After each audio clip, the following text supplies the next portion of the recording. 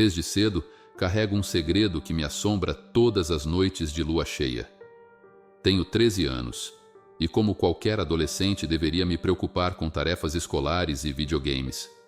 No entanto, minha vida tomou um rumo sombrio quando descobri que meu tio, a pessoa que mais amo e em quem confio, carrega uma maldição terrível. Ele se transforma em um lobisomem, uma besta selvagem toda vez que a lua cheia surge no céu. No entanto, ao contrário das histórias que ouvimos sobre essas criaturas, meu tio é diferente. Ele é bom e tenta de todas as formas evitar machucar alguém, isolando-se nas profundezas do mato, longe de qualquer ser humano. Ainda assim, as pessoas da vila suspeitam dele. O medo faz com que queiram matá-lo, mesmo sem saber que ele só quer proteger os outros de si mesmo. Meu tio me contou, numa noite em que o terror estava para começar, que tudo começou quando ele tinha 17 anos. Era um jovem aventureiro e destemido até o fatídico dia em que cruzou o caminho de um lobisomem. Ele foi atacado e, naquele momento, sua vida mudou para sempre. A maldição se enraizou em seu corpo, transformando-o na criatura que ele jamais quis ser. Lembro-me de uma das noites mais terríveis da minha vida. Estávamos na fazenda e a lua já começava a surgir no horizonte, sua luz banhando tudo ao redor com um brilho prateado e sinistro. Meu tio me olhou com olhos desesperados e sua voz grave e ofegante disse: "Corra, Alessandro, não há tempo." Antes que eu pudesse reagir, ele começou a se contorcer, seus ossos estalando de uma forma horrível, sua pele se esticando enquanto os pelos cresciam rapidamente por todo o corpo. Suas unhas se alongaram em garras afiadas e seus dentes ficaram enormes e pontiagudos. Era como se eu estivesse assistindo a uma cena de pesadelo. Eu corri o mais rápido que minhas pernas conseguiam. O medo pulsava em meu peito e minha respiração tornava-se cada vez mais ofegante, enquanto os uivos de dor e raiva ecoavam atrás de mim. Mas, no meio da fuga, algo aconteceu. Minha perna tropeçou em uma raiz exposta e eu fui ao chão com um baque surdo. Olhei para trás e vi o lobisomem, meu tio, vindo em minha direção, com os olhos brilhando como brasas vivas. Eu sabia que se ele me alcançasse, seria o meu fim. Mas antes que eu pudesse me levantar, o som de um tiro rasgou o ar. O lobisomem soltou um grito de dor e, como uma sombra, desapareceu no mato, correndo de volta para a escuridão da floresta. Eu não sei quem atirou, mas foi isso que salvou minha vida naquela noite. Desmaiei logo em seguida, o medo e o choque sendo demais para mim. Quando acordei, estava em uma cabana velha no meio da floresta. Um homem estava ao meu lado, um caçador de aparência rude com cicatrizes no rosto e um olhar sombrio. Ele me disse que conhecia o segredo do meu tio, que estava caçando-o há anos e que, mais cedo ou mais tarde, daria fim à maldição. Mas, infelizmente, aquele homem morreu antes de conseguir cumprir sua promessa. Meu tio ainda vive, e toda vez que a lua cheia surge, ele desaparece para o mato, tentando se proteger e proteger a todos nós da fera que ele se torna. Eu sei que, a cada transformação, ele luta com a besta dentro de si, tentando não perder o que resta de sua humanidade. E eu, mesmo com medo, sei que ele ainda é o homem bom que conheci. Mas o medo das pessoas é cada vez maior, e temo o dia em que elas descobrirão a verdade e tentarão matá-lo, sem compreender que, no fundo, ele ainda está lutando para ser ele mesmo.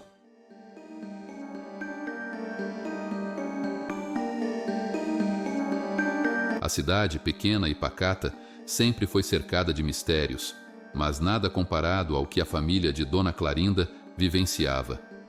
Viúva desde cedo, ela criou os 3 filhos sozinha, com a força e a resiliência de quem não tinha outra escolha. Um amigo do falecido, comovido pela situação, doou-lhe um pedaço de terra. O lote, porém, ficava longe de casa, e sem dinheiro para contratar trabalhadores, ela e os filhos adolescentes arregaçaram as mangas e plantaram milho e outras culturas para garantir o sustento. Certa tarde, enquanto trabalhavam no campo, uma tempestade inesperada se aproximou. Decidiram voltar para casa montados em 2 burros, mas a chuva os alcançou antes do que previam.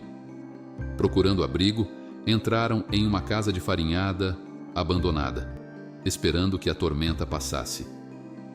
Quando se aproximaram da casa, perceberam um homem saindo do mato. Algo nele não parecia certo. Inicialmente era apenas um homem encharcado, mas à medida que se aproximava, suas feições mudavam, sua postura ficava mais animalesca. Ele se movia de forma estranha, como se estivesse entre 2 mundos, o humano e o bestial. O terror tomou conta de Dona Clarinda. Segurando os filhos, ela decidiu fugir pelos fundos da casa de farinhada enquanto a chuva começava a amainar. Encontraram 2 homens a cavalo e gritaram desesperados: "Um lobisomem! Ele está ali na casa de farinhada!" Um dos cavaleiros, com o rosto marcado pela vida no campo, exclamou: "Então é ele, o demônio que anda atacando minhas galinhas." Eles partiram na direção da criatura, mas quando chegaram, o homem besta já havia sumido nas sombras do mato. Os filhos, especialmente o mais velho, não podiam esquecer o que viram. Ele não parecia completamente transformado. Andava como gente ainda, murmurou, tentando racionalizar o que seus olhos haviam testemunhado. Em casa, já era noite alta, e tentavam dormir quando o silêncio foi interrompido por barulhos no quintal. Um dos meninos, curioso, espiou pela janela. Ali, sob a luz pálida da lua, estava o lobisomem, agora completamente transformado. Seu corpo era coberto por uma pelagem densa e ele caminhava sobre 2 patas, lutando ferozmente contra os cães da vizinhança. O grito que o menino soltou ecoou pela casa. Assustados, todos se reuniram no quarto da mãe. Dona Clarinda, com lágrimas nos olhos, segurava uma espingarda trêmula. "Para trás, crianças!" sussurrou enquanto o monstro começava a golpear a porta dos fundos com uma força descomunal. Ela começou a orar em voz alta, sua voz vacilando entre a súplica e o medo. De repente, o som de cavalos galopando se aproximou. Um grupo de 7 homens armados e determinados apareceu na propriedade. "O lobisomem está nos fundos!" gritou ela, e os homens partiram atrás da criatura. O que se seguiu foi um caos de tiros, urros e latidos. O lobisomem, ferido mas não vencido, escapou para a mata com 3 dos cavaleiros em sua perseguição. Um dos homens, Dona Clarinda notou com um calafrio, era o mesmo que ela havia visto na casa de farinhada. Será que havia uma conexão? Os dias seguintes foram tomados pelo medo. Mesmo voltando ao trabalho no campo, Dona Clarinda e seus filhos sempre retornavam antes do anoitecer. A ameaça do lobisomem pairava sobre eles como uma sombra constante. Certa manhã, ao verificar o galinheiro, encontrou todas as galinhas brutalmente dilaceradas. Mas o pior estava por vir. No terreno, descobriu um de seus burros com a cabeça arrancada. A cena grotesca foi a gota d'água. Dona Clarinda sabia que aquilo era uma mensagem clara. O lobisomem os estava perseguindo. Sem alternativa, ela vendeu o terreno e, com o dinheiro, mudou-se com os filhos para a fortaleza. Antes de partir, fez questão de pedir ao novo dono que nunca revelasse seu paradeiro a ninguém, temendo que o lobisomem pudesse encontrá-los. Afinal, ele poderia ser qualquer um naquela comunidade. Anos mais tarde, os filhos, já adultos, voltaram à pequena cidade. A casinha que um dia chamaram de lar ainda estava de pé, embora envelhecida e desgastada pelo tempo. O homem que comprou o terreno cuidou para que ninguém invadisse, mantendo o local em relativamente bom estado. Mesmo assim, ouviram rumores de que o lobisomem havia sido visto algumas vezes nos arredores, antes de desaparecer por completo. Ninguém sabia, ao certo, o que aconteceu com ele. Mas o medo e as histórias permanecem vivos entre os habitantes locais.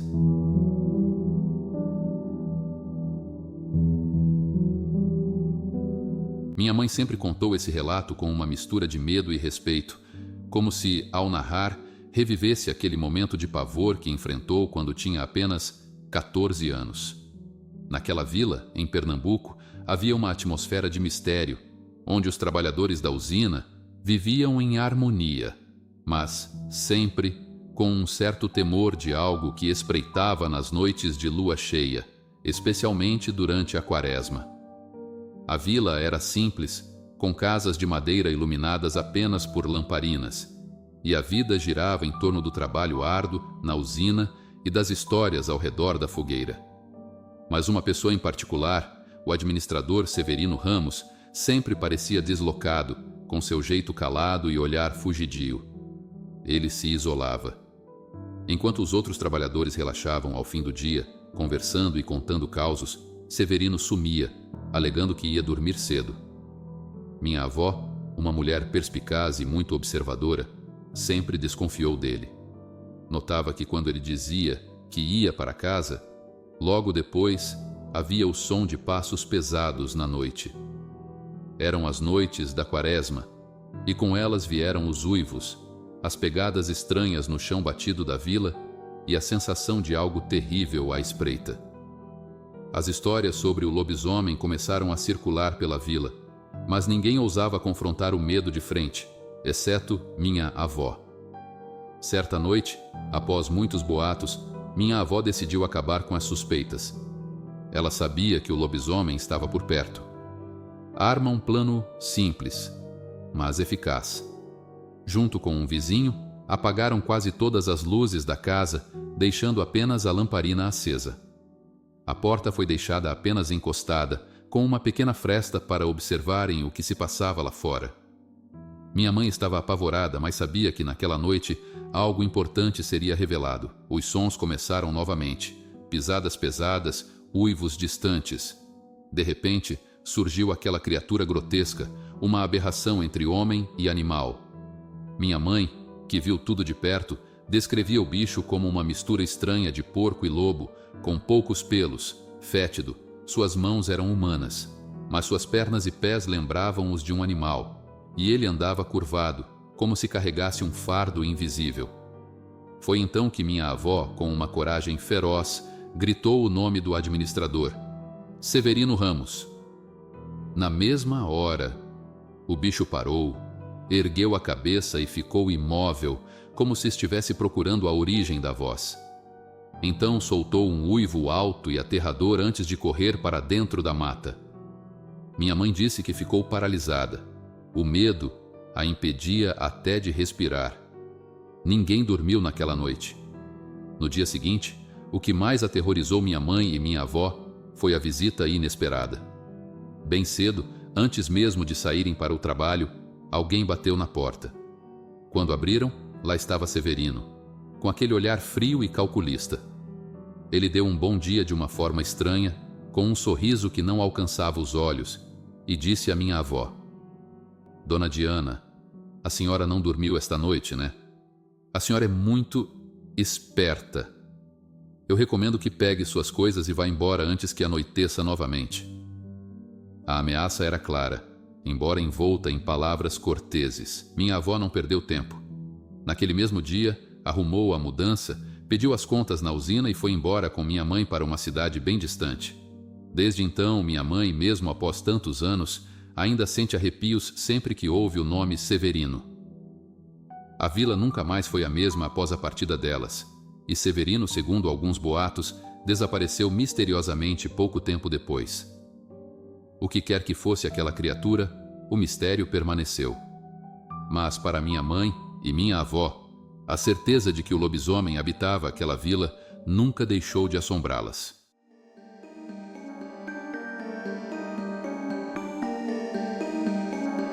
Este caso de lobisomem ocorreu por volta do ano de 1920, numa cidade do leste de Minas Gerais. Quando éramos crianças, meu bisavô Geraldo costumava contar histórias sobrenaturais para nós. Uma delas foi quando ele teve o seu primeiro filho dele, que era meu avô, chamado José Martins. Na época, ele vivia num pequeno povoado de Janaúba, perto de Montes Claros, Minas Gerais, e por aí corria uma história de que havia um lobisomem visto pelas noites na região. A criatura andava causando prejuízos, atacando galinheiros e fazendo coisas repugnantes como comer cocô de galinha. O encontro com essa fera ocorreu durante uma noite em que meu bisavô estava dormindo e acordou com os cães latindo muito. O pessoal de fazenda costumava deixar animais, como bezerros e vacas, presos durante a noite e tirava leite de manhã bem cedo. E assim, meu avô foi acordado e saiu de casa para ver o que estava acontecendo. Isso era por volta de 00:30 para 1 da madrugada. E ele avistou um vulto no local onde os bezerros ficavam. Os animais ficaram assustados, berrando, principalmente as vacas ao verem suas crias em perigo, mas por conta do cercado não podiam ajudar. Foi aí que meu bisavô pegou a espingarda que tinha. O armamento era desses bem antigos de socar a pólvora e está na família até hoje. Então meu bisavô foi para cima e, chegando lá, viu o imenso cachorrão preto querendo comer os bezerros, e ele já tinha acabado de estraçalhar um e estava pronto para pegar outro. Mas aí meu bisavô veio, deu-lhe um tiro que acertou a perna do lobisomem. A criatura uivou de dor, foi embora dali rapidamente, entrando pela mata, dando sossego ao menos por enquanto. Meu bisavô correu para dentro de casa e se trancou com minha bisavó e o bebezinho, que era meu avô.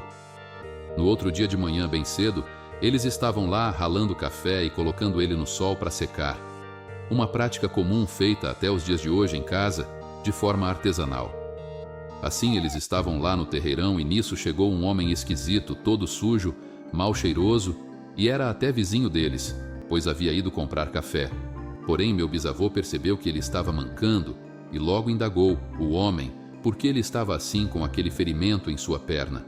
Mas o homem tratou logo de dar uma desculpa, dizendo que foi pegar laranja na casa do vizinho e enroscou o pé na cerca.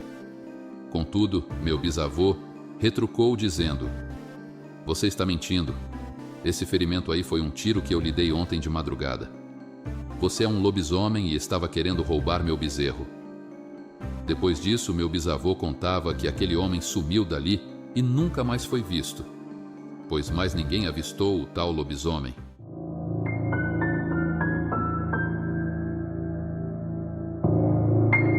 Eram 3 horas da manhã, um horário carregado de simbolismo e frequentemente associado ao sobrenatural. Acordada repentinamente pelo uivo da cachorra, minha amiga sentiu um arrepio percorrer pela espinha. A noite estava estranhamente silenciosa, exceto pelos sons vindos do terreno baldio ao lado de sua casa. Quando ela se levantou para verificar, a combinação de passos pesados, como os de um animal grande, e um uivo que ecoava na escuridão, fez seu coração disparar. Cada som parecia mais próximo, e a cachorra, normalmente tranquila, correu para a área externa da casa, emitindo um uivo profundo em resposta. O que poderia estar lá fora? A lua, quase cheia, iluminava o terreno baldio, mas nenhuma figura era visível. Sua mente, ainda sonolenta, tentava racionalizar a situação, mas o medo já havia se instalado. Foi então que ela lembrou. Era Quaresma, um período conhecido por lendas antigas que falam de lobisomens, especialmente aqueles que rondam cidades pequenas e zonas mais isoladas. O fato de sua filha de apenas 4 meses não estar batizada tornava tudo ainda mais sinistro, pois, segundo certas crenças, crianças não batizadas seriam mais vulneráveis às forças malignas. A inquietação seguiu sua amiga nos dias seguintes. O estranho evento noturno ainda a assombrava, mas a estranheza estava apenas começando. Poucos dias depois, enquanto ela viajava de ônibus, algo ainda mais perturbador aconteceu. Um senhor magro, de aparência incomum, entrou no ônibus. Seus olhos eram profundos e, de alguma forma, estavam fixos na pequena bebê que sua amiga segurava no colo. Ele se aproximou devagar com um olhar estranho, quase hipnotizante. "Como se chama a menina?" perguntou ele com a voz rouca e baixa. Sua amiga respondeu com hesitação. O homem então fez uma pergunta que a fez estremecer. "Ela já foi batizada?" Por que essa pergunta? Por que um estranho no ônibus se interessaria pelo batismo de sua filha? O homem parecia saber algo. Mas antes que sua amiga pudesse responder ou fazer qualquer pergunta, ele desceu do ônibus sem olhar para trás. Ela ficou ali, perplexa e com a sensação de que havia acabado de escapar de algo muito maior do que poderia compreender. O que mais impressiona é que esses acontecimentos parecem ter uma conexão com as crenças sobre lobisomens. O uivo na madrugada, o comportamento estranho da cachorra, a presença de um estranho fazendo perguntas incomuns.